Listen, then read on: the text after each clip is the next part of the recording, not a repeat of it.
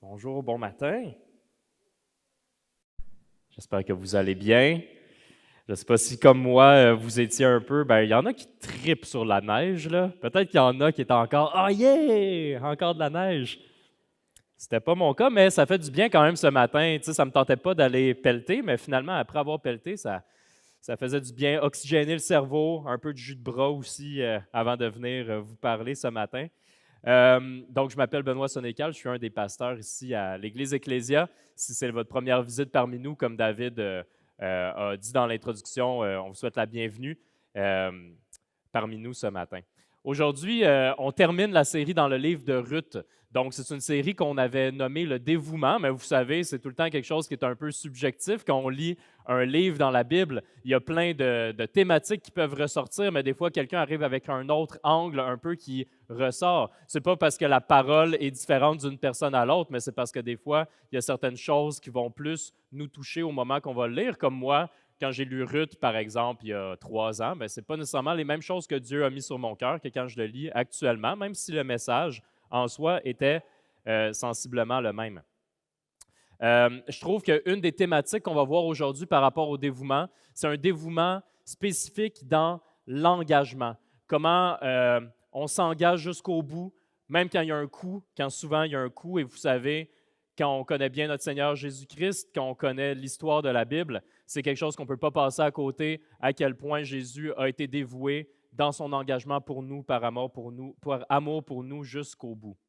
Un petit rappel, parce que là, c'est tout le temps la situation un peu spéciale de dire, on est dans le 4e chapitre de Ruth, c'est la 5e semaine qu'on fait parce qu'on avait fait une introduction aussi. Et je ne veux pas revenir sur tout ce qui s'est passé, mais en même temps, je pourrais concevoir que si c'est la première fois que tu nous visites ce matin, puis que je pars comme ça tout de suite en disant juste comme la conclusion de l'histoire, tu vas peut-être être un petit peu perdu avec raison.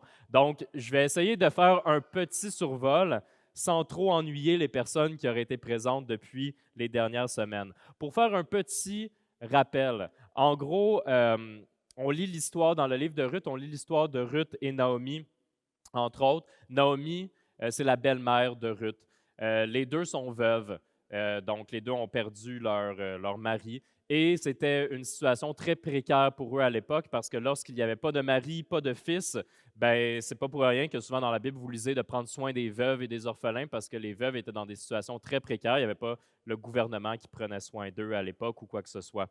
Euh, donc, on voit qu'au fil du livre que Ruth, à un moment donné, décide d'aller prendre de l'orge dans les champs, de l'orge que les cultivateurs avaient laissé derrière. Et elle fait ça pour elle, mais aussi, surtout pour sa belle-mère. Et on voit clairement la providence de Dieu que Ruth se retrouve dans un champ d'un dénommé qui s'appelle Boaz. Boaz était un propriétaire d'une terre à Bethléem. Il y avait des champs, il y avait des gens à son, dans le fond, des serviteurs, donc des employés. Et il y avait quand même plusieurs possessions, donc il s'en tirait bien, on va dire, selon ses biens matériels ou ses possessions matérielles. Mais il était loin de s'enorgueillir de ça. On voit que Boaz est une personne qui est vraiment dévouée à Dieu, qu'avec son statut un peu plus élevé qu'il y avait au sein de la ville de Bethléem, par exemple, il allait prendre soin des autres, il allait être généreux, il allait utiliser son statut pour protéger et non pour détruire ou écraser. Donc, Ruth sert, dans le fond, va aller ramasser de l'orge dans son champ. Et quand Ruth retourne auprès de sa belle-mère Naomi, Naomi lui dit « Hey, est-ce que tu savais que Boaz, c'était un proche parent de nous autres? Et le proche parent avait ce qu'on appelle dans la loi juive à l'époque le droit de rachat. C'est-à-dire que Boaz, s'il épousait par exemple Ruth, pouvait prendre les dettes de toute la famille de Ruth, de Naomi, prendre soin d'elle, la prendre sous son aile. Donc, elle met, dans le fond, Naomi dit ça à Ruth.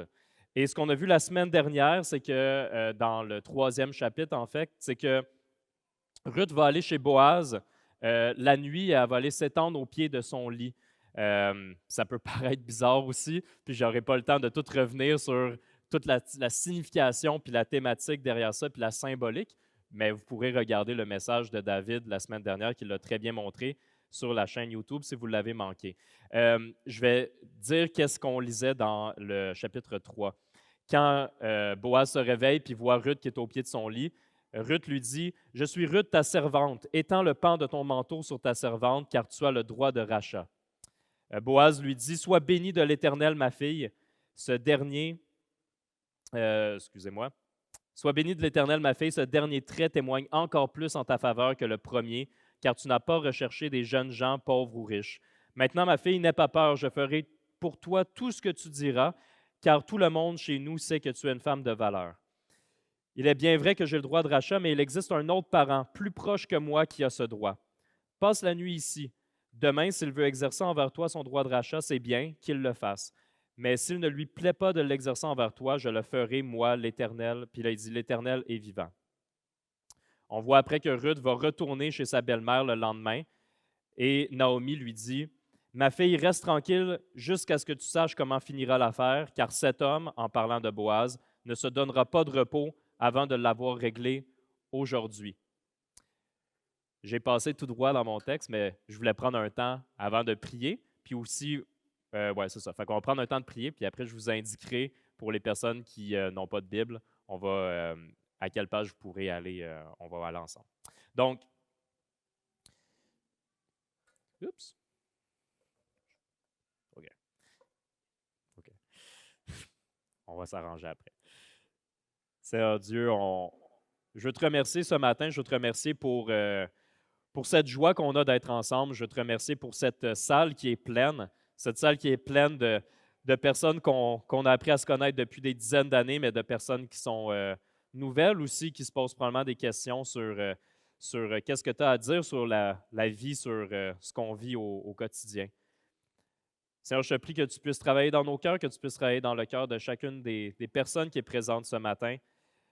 Je te remercie qu'à travers ce texte de l'histoire de Ruth, on puisse en apprendre plus sur toi, puisse en apprendre plus sur ton Fils Jésus-Christ, notre Sauveur, qui est venu sur la terre, qui a été dévoué complètement, qui s'est engagé pour nous, qui est mort pour nous à la croix. Merci Seigneur de nous accompagner dans la lecture de ta parole ce matin. Au nom de ton Fils Jésus. Donc, si vous n'avez pas de Bible avec vous, je vous encourage, vous pouvez lever votre main. Il y a des fois des gens qui ont des applications sur leur téléphone, mais sinon, on distribue une Bible, c'est notre cadeau, tu peux la conserver. Et aujourd'hui, on lit le 4e chapitre de Ruth, le dernier. C'est à la page 190 de nos Bibles que nous avons ici, que l'on donne dans le fond. Fait que si vous voulez, vous pouvez lever votre main pour obtenir une Bible à la page, puis aller à la page 190. OK. Je vais être correct. Alors, on commence Ruth 4, page 190 dans nos Bibles. Donc, en gros, on avait comme un cliffhanger à la semaine dernière que là, on voit que Boaz dit « Oui, je vais aller exercer mon droit de rachat, mais il y a quelqu'un d'autre qui est un plus proche parent que toi qui a le droit de te racheter, de faire le droit de rachat avant moi. Donc, il veut aller régler ça. » Et on voit que Naomi dit « Il ne va pas perdre un moment, Boaz, c'est sûr qu'il va faire ça aujourd'hui. » Donc, lisons dans le chapitre 4. Boaz monta à la porte de la ville et s'y arrêta. C'est là que c'est un peu comme pas le palais de justice, mais les affaires de ce genre-là se déroulaient à la porte de la ville, à Bethléem. Or, celui qui avait droit de rachat et dont Boaz avait parlé vint à passer. Boaz lui dit, « Approche-toi, assis-toi ici, toi un tel. » On ne connaît même pas le nom de la personne. C'est un tel, c'est tout ce qu'on sait. Il s'approcha et s'assit. Boaz prit alors 10 hommes parmi les anciens de la ville, comme des témoins. Il dit, « Assoyez-vous ici. » Ils s'assirent. Puis il dit à celui qui avait le droit de rachat, « Naomi est revenue du pays de Moab, et elle vend la parcelle de terre qui appartenait à notre frère Élimélec. J'ai cru devoir t'en informer et te dire, faisant l'acquisition, devant les habitants de la ville et les anciens de mon peuple. Si tu veux la racheter, rachète-la, mais si tu ne veux pas, déclare-le-moi afin que je le sache. En effet, il n'y a personne avant toi qui ait le droit de rachat, et je l'ai fait après toi. » Il répondit, donc un tel, répondit, « Je la rachèterai. » Celle-là, des fois, on le lit, puis on est comme, « Oh, OK, ça a l'air que ça finit de même. » Il la rachète, finalement, Boaz, ce n'est pas lui qui va exercer le droit de rachat. Mais si on continue, Boaz rajoute, Boaz dit, « Le jour où tu achèteras le champ à Naomi, tu l'acquerras aussi de Ruth, la Moabite, la femme du défunt, et tu devras maintenir le nom du défunt sur son héritage. » Celui qui avait le droit de rachat répondit, « Je ne peux pas exercer ce droit de rachat pour mon compte, sinon je détruirai mon héritage. » Prends pour toi mon droit de rachat, car je ne peux pas l'exercer. » Autrefois, en Israël, pour valider toute affaire relative à un rachat ou à un échange, on retirait sa sandale et on la donnait à l'autre. C'était ce geste qui servait d'attestation en Israël, comme une façon d'écrire un contrat. On donne une sandale. Celui qui avait le droit de rachat dit donc à Boaz, « Fais-en l'acquisition pour ton compte » et retira sa sandale. Alors Boaz dit aux anciens et à tout le peuple, « Vous êtes témoins aujourd'hui que j'ai acquis de la main de Naomi tout ce qui appartenait à Elimelech, à Kiljon et à Machlon. » Eux, en passant, c'était les 2 garçons de Naomi qui sont morts. Et que j'ai également acquis pour femme Ruth la Moabite, femme de Machlon, pour maintenir le nom du défunt sur son héritage, afin qu'il ne disparaisse pas parmi ses frères, ni à la porte de sa ville. Vous en êtes témoins aujourd'hui. Je vais prendre une pause ici. Je vais prendre une pause pour traiter de quelque chose qui est quand même important parce qu'on pourrait croire, comme on pourrait le lire, puis dire « Ah, il a fait une bonne affaire, Boaz, dans ce cas-ci », puis faire « Ah, ben là, tu vois, il a demandé, puis là, ben, il a tout acquis qu'est-ce qu'elle avait, Naomi, Ruth, etc. Il a tout acquis qu'est-ce qu'elle avait. » Il faut comprendre qu'il y a vraiment une notion sacrificielle là-dedans pour plusieurs points. Premièrement, on l'a répété souvent, mais toute la notion d'association à Ruth la Moabite, et on dit tout le temps la Moabite partout dans le texte. Il faut recomprendre, si vous n'étiez pas là les dernières semaines, qu'il y a une connotation négative associée à ça pour les gens de Bethléem, parce que le peuple des Moabites était un peuple qui était ennemi du peuple d'Israël, et c'était vraiment comme pas bien perçu. Mais on voit que ce n'est pas ça qui va arrêter Boaz, puis qu'il l'aime d'un amour sincère, qui aime Naomi, qui est une étrangère, pareil comme Dieu. Tout au long de la Bible, on voit cet amour pour les étrangers aussi. Il faut comprendre aussi qu'il était perdant d'un point de vue financier, puis il était perdant d'un point de vue du statut.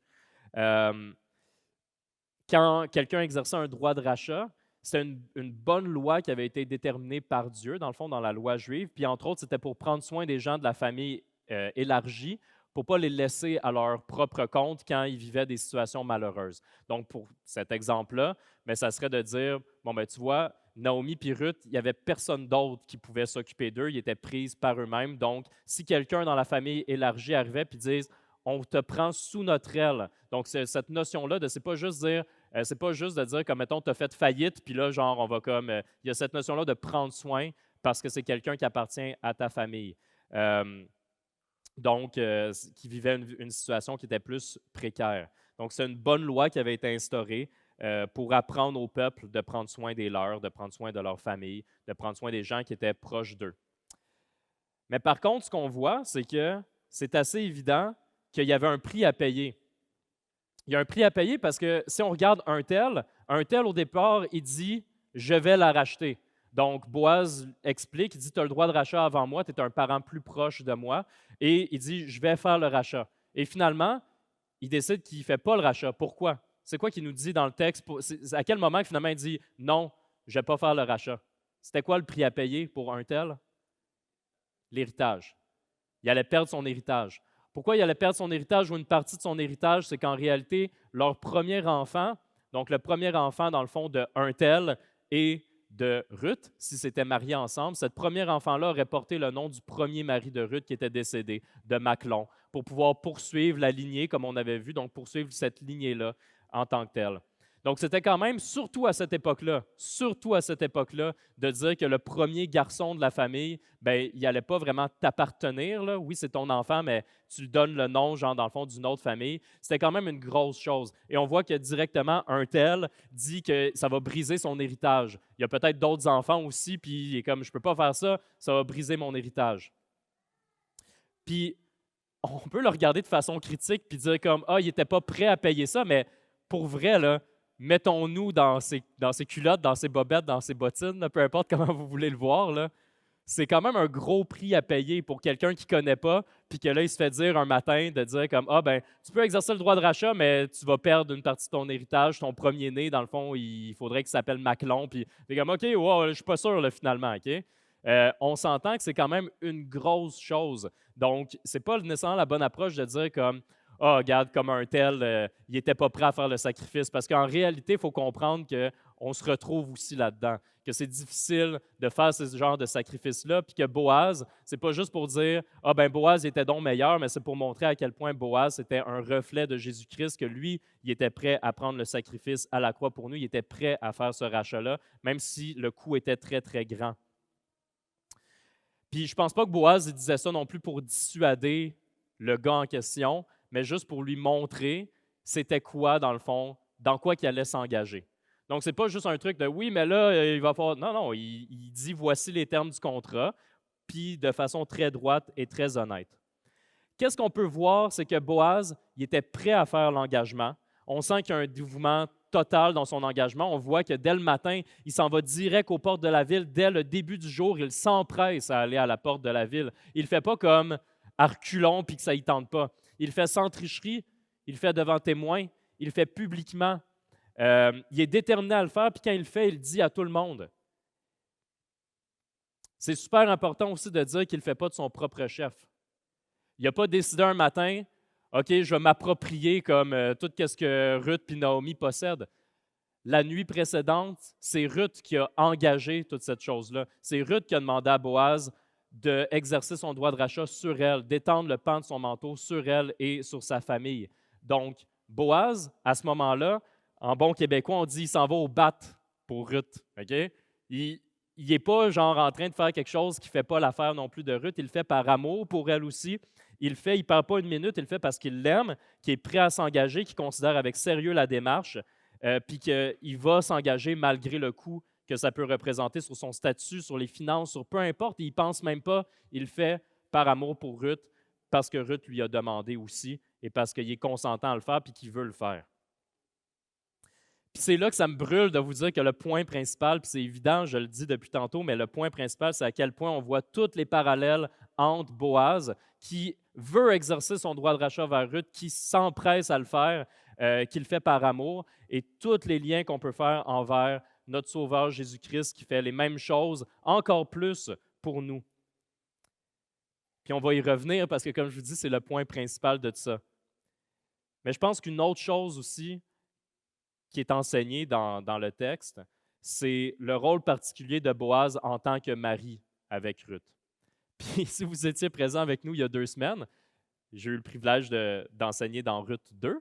Puis une des choses que j'ai dit, parce que dans Ruth 2, on voyait Ruth et Boaz, puis on voyait certaines qualités de personnes que, dans le fond, que Dieu avait préparées d'avance, puis qui étaient dévouées pour eux. Puis on voyait que, par exemple, Ruth elle faisait un travail acharné, que Boaz était généreux.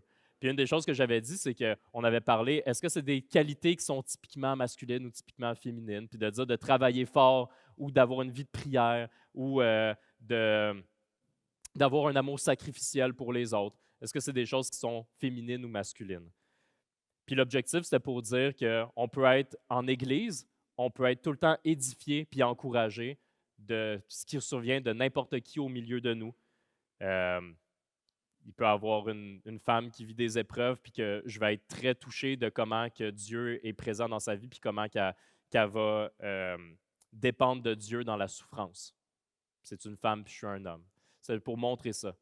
Mais je le sais que probablement que vous avez eu des discussions, puis c'est pas juste que je lance ça comme ça, parce que je le sais, j'ai eu du feedback aussi, il y a des gens qui sont venus me voir, parce que dès qu'on commence à parler de masculin, féminin, qu'on commence à parler de mari, de femme, ça commence à bouillir, puis là, on est comme inconfortable comme ça. Puis vous savez, quand Jésus a fait son ministère terrestre, quand il est venu ici sur terre pour pouvoir parler de l'établissement de son royaume, il faut comprendre que très majoritairement, ce qu'il venait faire, c'est parler de l'établissement du royaume de Dieu ici sur terre. Mais quand il parlait de ça, les gens arrivaient avec des questions. Et à son époque, vu que c'était une culture juive, la plupart des questions que vous allez voir dans les évangiles, c'est que les gens disent, oui, mais telle loi, qu'est-ce qu'il faut faire finalement? Puis tel autre point, qu'est-ce qu'il faut faire? Puis l'occupation romaine, comment qu'on gère ça? OK? C'est normal parce que c'était leur contexte, c'était leur culture. Puis Jésus ne leur disait pas, ça ne m'intéresse pas vos questions, comme on ne parlera pas de la loi juive parce que je suis venu pour autre chose que ça. On ne parlera pas des Romains. Il répondait aux questions même si ce n'était pas son ministère principal. Je pense que dans ce genre de situation-là, c'est des trucs qui sont un peu similaires. Parce que dans notre culture actuellement, c'est des choses qu'on entend parler tout le temps. OK, par rapport aux hommes puis par rapport aux femmes. C'est normal d'avoir ces questions-là, puis qu'à chaque fois, on est comme «Ugh!» puis d'avoir plein de questionnements, puis que dès qu'on parle d'un point, des fois, on part dans cette direction-là, même si le texte ne parlait pas de ça, même si peut-être que même le dimanche, on n'a pas parlé de ce point-là. Mais je le sais que tout ça, c'est des trucs que ça fait bouillonner beaucoup. Puis, tout ça pour dire que quand on parlait de qualité masculine ou féminine ou peu importe, euh, ce que je veux dire, c'est que je crois quand même que la Bible enseigne et je crois quand même que Boaz, ici, on voit qu'il prend quand même ses responsabilités en tant que mari, puis qu'il a un rôle quand même particulier en tant que mari. Puis juste pour voir ça, puis je ne veux pas faire une grosse, je vais faire une parenthèse, mais ce n'est pas le point principal du texte. Mais il faut comprendre, juste pour rétablir, pour comprendre qu'est-ce qu'on veut dire, qu'est-ce que la Bible veut dire en fait quand on parle de rôle de mari ou de rôle de femme. Dans Genèse 1, 27, ça c'est vraiment important, on est dans le premier chapitre de la Bible, dans le fond, qu'on a des 66 livres. Je vais vous dire le verset 1, 27. Dieu crée l'homme à son image, il le crée à l'image de Dieu, il créa l'homme et la femme. Je répète, Dieu crée l'homme à son image, il le crée à l'image de Dieu, il créa l'homme et la femme. Ça, c'est extrêmement important. Puis des fois, on le prend pour acquis maintenant, sauf que ce verset-là en soi déjà démontre que l'homme et la femme sont à l'image de Dieu, et ça donne une dignité humaine à toute personne, peu importe leur race, peu importe si c'est des hommes ou des femmes. C'est vraiment une chose qui est extrêmement importante, puis que maintenant on prend pour acquis, mais à quel point c'était révolutionnaire au christianisme. OK? Dans le sens que notre société actuelle est basée, puis il y a des changements, mais c'était basé à l'origine sur une fondation morale qui était chrétienne, qui voulait donner une dignité humaine à tous les êtres humains. Ce n'était pas le cas au moment de Jésus, ce n'était pas le cas avant Jésus non plus, de voir cette notion-là, de dire que les hommes et les femmes sont faits à l'image de Dieu et qu'il n'y en a pas un qui vaut plus que l'autre. Ça, c'est très clair de mettre ça au clair immédiatement. Jusqu'ici, tout le monde est d'accord. C'est rare que les controverses arrivent à ce stade-là, parce que tout le monde est d'accord pour dire que Dieu aime les hommes et les femmes qu'il a faits à son image, puis qu'ils ont une dignité à cause qu'ils sont faits à l'image de Dieu. L'endroit où on commence à avoir des débats, où on peut avoir des divisions ou des chicanes, puis j'espère que ce ne sera pas le cas, ce n'est pas l'objectif, on ne veut pas avoir de chicanes, c'est au niveau des rôles précis et s'il y a des rôles précis. Dans Genèse 2, 15 à 17, j'ai fait un petit saut. On lit l'Éternel Dieu prit l'homme et le plaça dans le jardin d'Éden pour qu'il le cultive et le garde. L'Éternel Dieu donna cet ordre à l'homme. Tu pourras manger les fruits de tous les arbres du jardin, mais tu ne mangeras pas le fruit de l'arbre de la connaissance du bien et du mal. Car le jour où tu en mangeras, tu mourras, c'est certain. Ce que je voulais juste mettre ici en évidence, c'est que Dieu donne l'ordre à l'homme. Il donne la responsabilité à l'homme à ce moment-là. Dans Genèse 3,6, on voit que ce qui va se dérouler dans le texte, c'est que Ève est tentée par Satan sous la forme d'un serpent, qu'elle va prendre le fruit de la connaissance du bien et du mal, qu'elle va en donner à Adam, qui va décider d'en manger aussi de son propre chef. OK? C'est ce qu'on peut observer. Et c'est quoi la réaction au moment où Dieu voit ça? Qu'est-ce qui se passe? Genèse 3, 11 et 12. Dieu parla qui? Adam, à l'homme, quand il leur apparaît, et parle à Adam en disant « Est-ce que tu as mangé du fruit de l'arbre dont je t'avais interdit de manger? » On ne voit pas qu'il dit « Est-ce que vous avez mangé? » Il parle à Adam dont il avait donné la responsabilité. Et l'homme répondit quoi? L'homme aurait pu répondre, Adam aurait pu dire « Oui, j'en ai mangé. » L'homme répondit « C'est la femme que tu as mise à mes côtés qui m'a donné de ce fruit et j'en ai mangé. » Fait que, moi, je trouve en tout cas que cette partie-là me parle beaucoup. Je ne sais pas si ça vous parle beaucoup aussi à vous autres, mais sur comment que des fois on peut avoir cette idée-là que, par exemple, l'homme a eu un leadership, que Dieu lui a dit de faire quelque chose et qu'au moment où il n'a pas assumé son leadership, la première chose qu'il fait, c'est qu'il dit « C'est elle! » Puis il garoche en dessous du bus. C'est comme on dit en anglais. Il ne prend pas ses responsabilités. Un rejet complet des responsabilités. Si je vous dis que c'est quelque chose qui me parle personnellement, puis peut-être qu'il y a d'autres hommes aussi dans la salle que c'est comme ça, mais mon impression, c'est que s'engager, l'engagement, le dévouement dans l'engagement, c'est quelque chose qui est difficile certainement, puis souvent chez les hommes. Euh, Moi, je sais que quand, là, ben, ma femme est là, mais elle me dit, elle a trouvé que c'était long avant que je l'invite à prendre un café la première fois. Elle était comme, qu'est-ce qu'il niaise, lui? Puis la raison, c'est parce que je le savais d'un certain point que ça allait être un engagement parce que je la voyais aller, puis que je savais que j'avais des sentiments pour elle aussi. Puis, fait que pour moi, prendre un café, c'est une grosse étape. Puis dans le ministère pastoral, dans les dernières années, j'ai pu parler avec plusieurs hommes. Puis il y a une constante qui revient, puis je ne dis pas que c'est le cas de tout le monde, puis le témoignage de tous, mais il y a une constante qu'il y a plusieurs de mes frères de l'Assemblée qu'ils ont vécu des choses similaires, qu'ils ont eu comme une certaine peur de l'engagement, puis que quand ils se rendaient compte que ça allait peut-être être vrai, puis que ça, c'était la personne qui allait être leur femme de leur vie peut-être, puis que là, au moment qu'ils allaient peut-être s'engager, ils n'étaient pas sûrs s'ils s'engageaient ou ils arrêtaient tout au complet. Parce que c'est comme un prix à payer. Ils ne voulaient pas nécessairement grandir, accepter cette responsabilité, savoir qu'il y a des choses qui allaient devoir changer. C'est quelque chose, des fois, qui est quand même un rejet des responsabilités. Puis d'aller, là, j'ai jamais eu l'impression d'avoir autant comme il y a ce bord-là, puis il y a ce bord-là, tu sais, que ce soit vraiment clair qu'il y a deux différentes directions. Puis quand on voit ça, je pense que ces rôles-là, en tant que tels, que le rôle est bon, mais il faut comprendre que le rôle a été corrompu puis déformé dans toutes nos relations par le péché. Fait que quand on dit que ça devrait être comme ça, ben ça ne veut pas dire que c'est ça notre expérience, ça ne veut pas dire que ça se fait de façon nécessairement saine, parce que le péché détruit un peu toutes ces relations-là.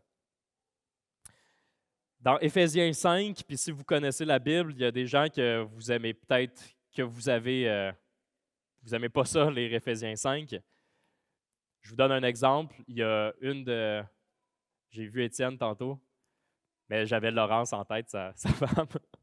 Euh, Laurence, je me rappelle qu'elle m'avait dit à un moment donné qu'au cégep, son prof de philosophie avait quoté Éphésiens 5, le verset 22, en disant, vous savez, dans la Bible, ça dit « Femmes, soumettez-vous à vos maris ».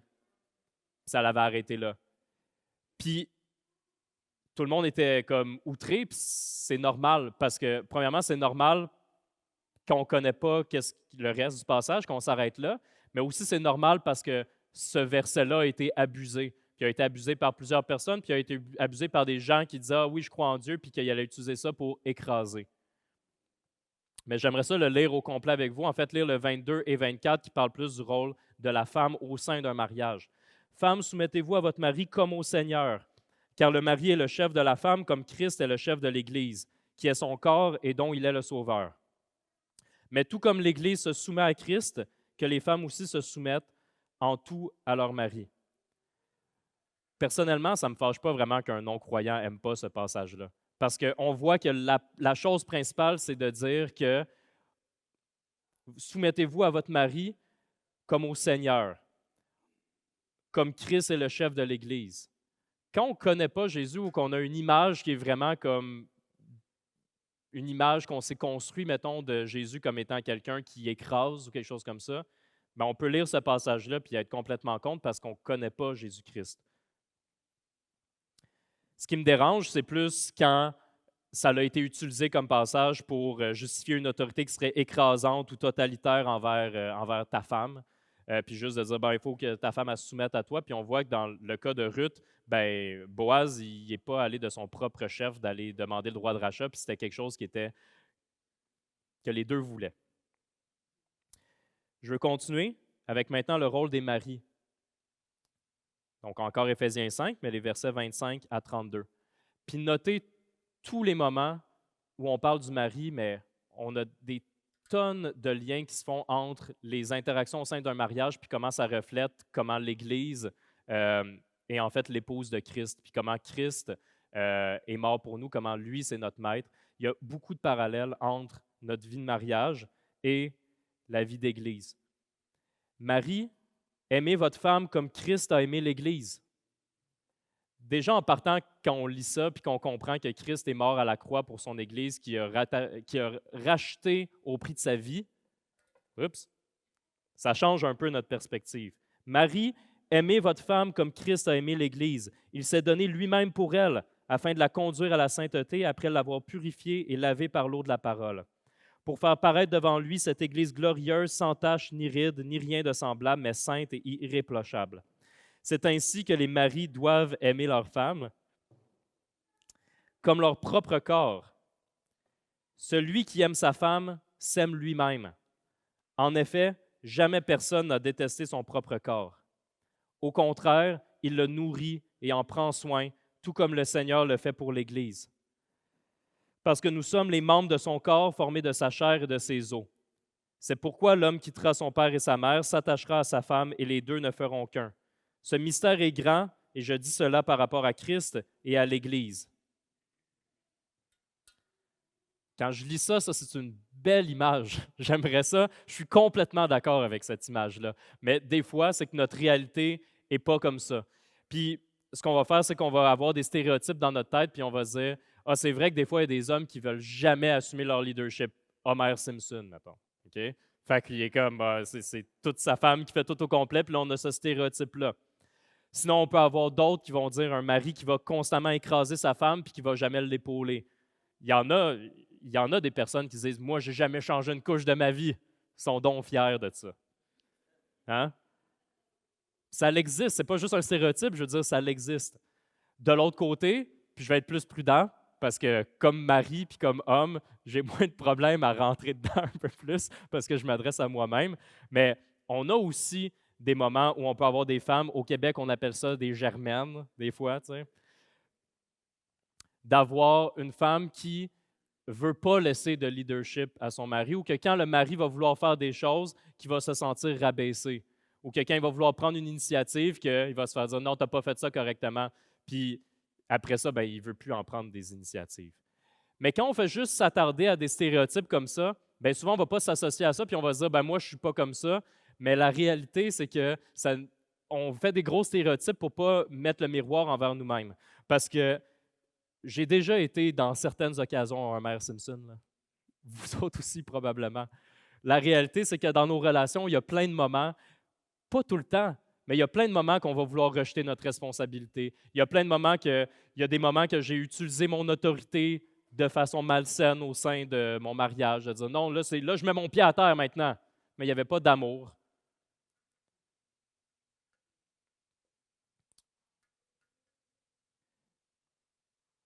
Donc, la réalité, c'est de comprendre que, je répète que je crois que la Bible enseigne qu'il y a des rôles différents. Je crois que ces rôles-là sont fondamentalement bons parce que c'est Dieu qui nous les a donnés. Puis Dieu n'aurait pas donné des choses mauvaises, il ne peut pas donner des choses mauvaises. Dieu est bon, il est bonté. Par contre, notre expérience de ces rôles-là, comment on les vit, ça laisse très souvent à désirer parce qu'on est tous pécheurs. Puis là, peut-être que ça fait 20 minutes que tu as décroché parce que tu es comme, moi, je ne suis pas marié. Genre, c'est un peu, j'aurais dû rester chez nous finalement. Mais dans Éphésiens, je veux juste rappeler des choses qu'on a dit, mais toute l'Église se soumet à Christ. Autre chose, en effet, jamais personne n'a détesté son propre corps. Au contraire, il le nourrit et en prend soin, tout comme le Seigneur le fait pour l'Église, parce que nous sommes les membres de son corps. Si vous faites partie de l'Église parce que vous reconnaissez que Jésus est votre Sauveur et votre Seigneur, en fait, on dit que l'Église, c'est l'épouse de Christ. Que vous soyez marié ou que vous ne soyez pas marié, ça ne vous rend pas moins digne ou quoi que ce soit. C'est juste qu'il semble avoir des rôles au sein d'un mariage qui sont un reflet de comment l'Église est avec Christ.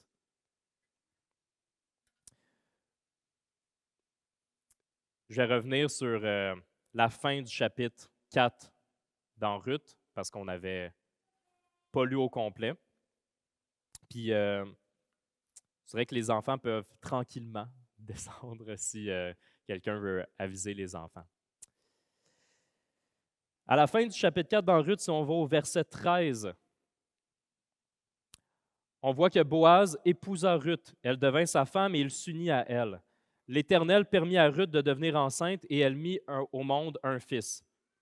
Naomi prit l'enfant, le serra sur sa poitrine et l'éleva. Là, j'ai fait un skip, je suis rendu au verset 16. Les voisines lui donnèrent un nom en disant « Un fils est né à Naomi » et elles l'appelèrent Obed. Obed qui veut dire serviteur en hébreu. Ce fut le père d'Isaïe et Isaïe était le père de David. Donc, Obed, c'était le grand-père du roi David. Le livre de Ruth, c'est un livre qui se passe à la fin de l'époque des juges. Et tout le long du livre des juges, on a lu le livre des juges l'hiver dernier, souvent, on rappelle, il n'y avait pas de roi à cette époque à Israël. Tout le monde faisait ce qu'il voulait. Puis on voit qu'à travers cette histoire-là, qui semble très banale de Ruth et de Boaz, on voit que Dieu vient au secours de son peuple. C'est la sortie, le début de la sortie du chaos de l'époque des juges pour l'établissement du premier roi, David. Puis nous, on a le privilège, avec le recul, de savoir que le roi David, qui était le début d'une royauté, ça s'est complètement, pleinement réalisé en Christ, qui est le roi des rois, et que Christ était aussi un descendant de David. Donc, à travers toute cette lignée-là, on peut aller jusqu'à Jésus-Christ, le roi des rois. Le terme qui est utilisé beaucoup en hébreu dans le livre de Ruth, c'est le terme Goël. Goël, qui en hébreu veut dire rédempteur, celui qui exerce le droit de rachat, celui qui rachète. Il y a plusieurs façons que quand on dit que Boaz était prêt à être dévoué dans son engagement, qu'il était prêt à aller aux portes de la ville puis s'engager auprès de Ruth, exercer son droit de rachat malgré le prix que ça allait lui coûter, à quel point c'est davantage le cas avec notre Sauveur Jésus-Christ qui, lui, est allé à la croix pour nous, à quel point le prix est encore plus grand. Il y a plusieurs parallèles. Il y en a des tonnes de parallèles entre ce qu'on a vu avec Boaz et ce qu'on voit avec Jésus-Christ. Entre autres, la personne qui exerçait le droit de rachat devait être un proche parent. Et dans Hébreux, le livre des Hébreux, aux Hébreux, le verset 2, 11, on lit de fait, celui qui procure la sainteté et ceux qui en bénéficient ont tous une seule et même origine. C'est pourquoi il n'a pas honte de les appeler ses frères. Et tout le chapitre 2 de Hébreux, si vous le lisez, démontre comment Jésus-Christ est notre frère spirituel, comment il est venu ici, a pris une condition humaine pour mourir à la croix pour nous, comment il est notre proche parent. Comment Jésus-Christ a pu le faire parce qu'il est venu ici sur terre. Boaz était le proche parent de Ruth. Jésus-Christ est notre proche parent au sens qu'on ne fait pas partie de la Trinité avec lui, c'est pas ça que je veux dire, mais au sens qu'il est venu sur terre ici comme condition humaine, qu'il nous appelle un de ses frères. Boaz était capable de payer le prix de la rédemption, il avait les moyens pour pouvoir le faire, il avait les moyens de racheter de racheter Ruth. Boaz lui-même était libre de toute dette, donc il pouvait exercer son droit de rachat. Jésus-Christ était libre de tout péché. Il a pu exercer ce droit de rachat-là aussi. Il n'était pas touché par le péché. Il était capable d'exercer ce droit de rachat qu'aucun autre homme aurait pu faire. Mais surtout, quand on dit que Boaz s'empressait, qu'il est allé dès le matin, il s'empressait, il voulait payer le prix de la rédemption. Et j'aimerais vous laisser sur ce passage-là dans Matthieu 20, 28. Et c'est aussi ce passage-là que je vais repartager avec les enfants quand ils vont descendre pour qu'on puisse prier ensemble sur ça. Matthieu 20, 28 nous parle de Jésus en disant « C'est ainsi que le Fils de l'homme est venu, non pour être servi, mais pour servir et donner sa vie en rançon pour beaucoup. » C'est un choix volontaire de notre Seigneur Jésus-Christ, et ce n'est pas parce que c'était facile d'aller à la croix, mais il l'a fait en toute volonté, par amour pour nous, et par obéissance aussi pour son Père, pour Dieu. Donc, je le répète, en attendant les enfants, j'aimerais qu'on médite sur ce verset. C'est ainsi que le Fils de l'homme est venu, non pour être servi, mais pour servir et donner sa vie en rançon pour beaucoup. Merci Seigneur, merci Christ d'avoir fait ça pour nous quand on était rebelles à toi, quand on te rejetait, et même maintenant au quotidien, quand on continue à te rejeter, quand on continue à être rebelle à toi. Seigneur, viens nous chercher, viens nous rappeler de l'amour que tu as eu pour nous, puis de l'énorme prix que tu as payé à la croix pour nous racheter. Seigneur.